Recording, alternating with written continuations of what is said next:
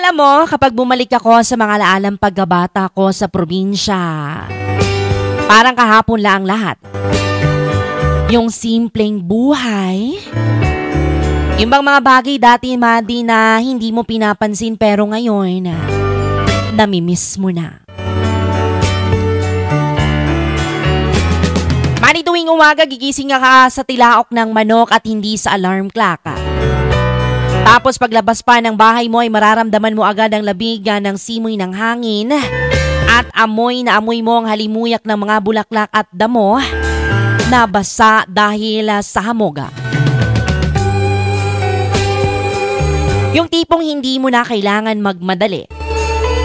Dati, yung bang walang cellphone na hawak-hawakan, kundi pamalo lang ni nanay kapag late ka nang gumising. Tapos, didiretso ka na lang sa taniman o kaya sa bukid. Yung tipong mag-harvest ka na lang ng prutas o gulay, mga kaibigan. Laging may mga alagang kambing o mga hayop at iba't ibang hayop pa yan.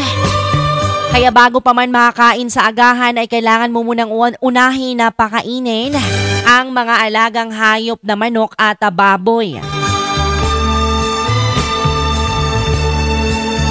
Mga Madi, ang saya ng laro namin noon. Simple lang pero sobrang saya.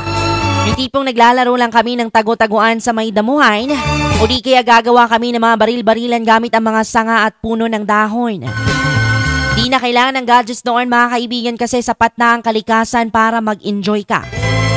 Pagdating mo ng hapon, mag-uuwian ng mga tao galing sa bukid at ang mga kapitbahay, Madi, na halos magkakasabay na kaming maghapunan at sabay nang magkwentuhan hanggang sa aabutin ng dilim. Yung tipong kahit simpleng buhay lang sa probinsya, dama mo ang saya at katahimikan.